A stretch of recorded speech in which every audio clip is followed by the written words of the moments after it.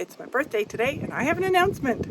I've just been swimming in Georgian Bay and it's a beautiful spot to talk about Flute in the Wild too, because this is kind of where it all started.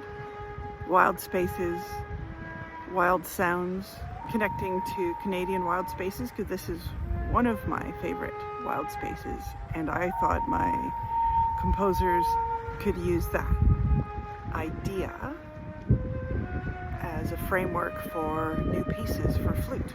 So the second installment of the project, I'm focusing on Western Canada.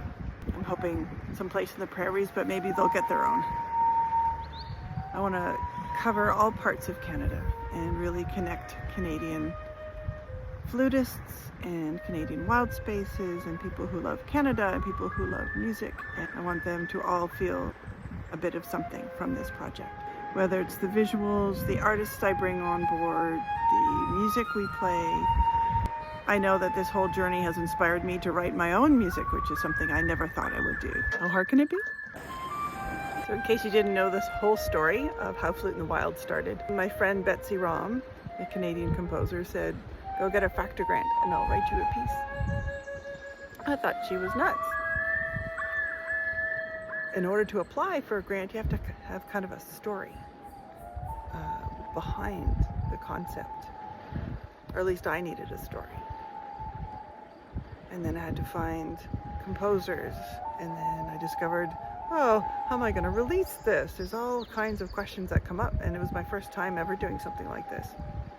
I always have big things going on, and when I first started this project, it was already a little bit of a joke in the family of how hard can it be? The last one started with a Kickstarter, and I think I'm going to do it a little differently this time. I want to take you along on my journey of how all of this happens. I think some people have expressed an interest in hearing how I go about doing things. I've done a lot of work behind the scenes to get the music out there for my composers.